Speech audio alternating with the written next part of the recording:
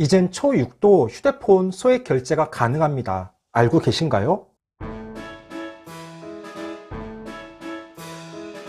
안녕하세요. 반갑습니다. 초등교사 해피 선생입니다. 오늘은 초등학생 관련한 뉴스가 있어서 소개해 드리려고 합니다. 바로 휴대전화 소액 결제에 대한 내용입니다. 과연 무엇이 어떻게 바뀌는지 지금부터 자세하게 이야기해 보겠습니다.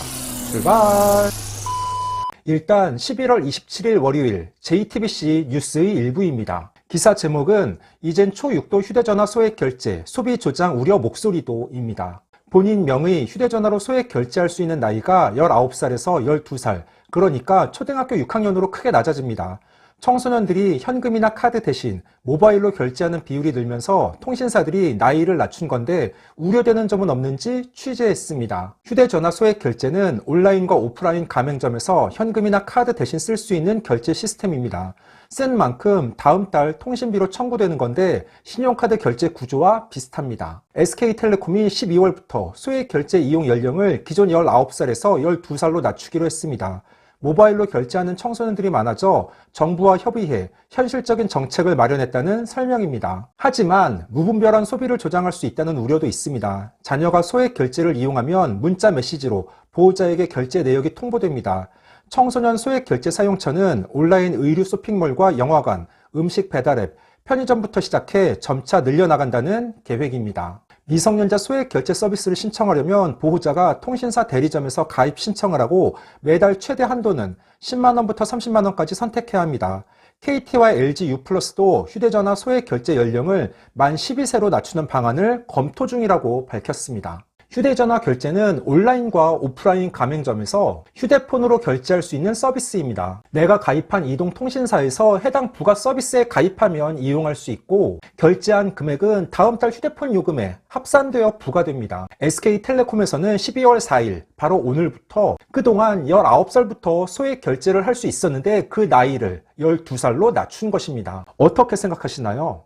일단 반대하는 목소리가 많습니다. 바로 청소년들이 과소비를 부추길 수 있다는 지적입니다. 이에 SK텔레콤에서는 범위와 한도를 제한했다는 입장입니다. 최근 배달앱 등 미성년자 모바일 결제 범위가 넓어지면서 청소년도 휴대폰 결제로 편리하게 이용할 수 있게 하기 위함이라는 것입니다. 실제 부모님이 맞벌이를 하거나 바쁠 경우 아이들이 본인의 휴대폰으로 배달앱을 통해 음식을 주문하기 어려워서 불편한 점이 많았습니다. 또한 SK텔레콤에서는 이 서비스를 이용하기 위해서는 보호자의 동의가 우선 되어야 하고 동의가 된다면 보호자가 월 10만원보다도 낮은 금액으로 제한하는 게 가능하다는 입장입니다. 여기에 안심 통보 서비스에 가입한다면 청소년이 결제할 때마다 보호자에게 금액이 문자로 통보됩니다. 정말?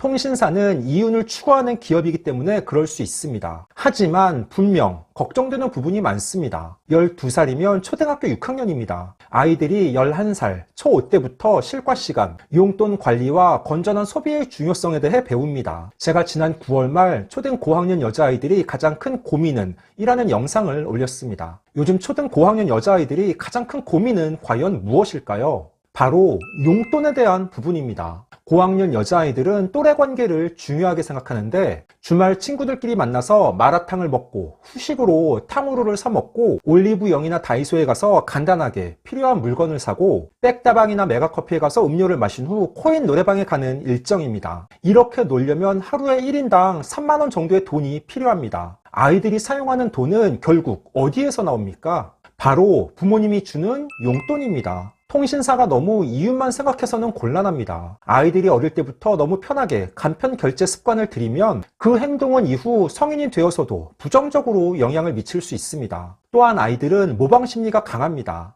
하교 후 편의점에 갔는데 옆 친구가 휴대폰으로 간편하게 결제하는 모습을 봅니다. 그러면 집에 가서 부모님을 졸라 본인도 해달라고 요구할 것입니다. 아마 매달 용돈을 실제 돈이 아니라 휴대폰 소액 결제로 설정해달라는 아이들도 생길 것입니다. 간편하고 편리한 게 최선의 가치는 아닙니다.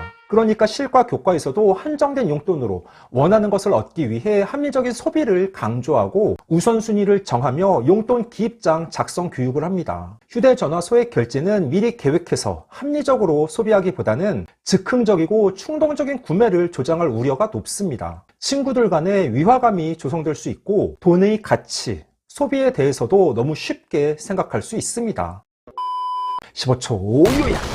오늘은 이젠 초6도 휴대전화 소액 결제 가능? 이라는 주제로 이야기해봤습니다. SK텔레콤에서 12월 4일부터 그동안 19살부터 휴대전화 소액 결제를 할 수 있었는데 그 나이를 12살로 낮춘다는 내용입니다. 앞으로 청소년들이 보다 편리하게 휴대폰을 사용할 수 있다는 장점과 함께 무분별한 소비를 조장할 수 있다는 우려도 있습니다. 자녀와 함께 이 부분에 대해 가정에서 대화하며 어떤 장단점이 있고 어떻게 생각하는지 서로 의견을 교환해 보시는 것도 좋겠습니다. 오늘 준비한 내용은 여기까지입니다. 앞으로도 보다 더 유익하고 재미있는 영상을 가지고 꾸준하게 계속 찾아뵙도록 하겠습니다. 이상 초등교사 해피 이선생이었습니다. 안녕.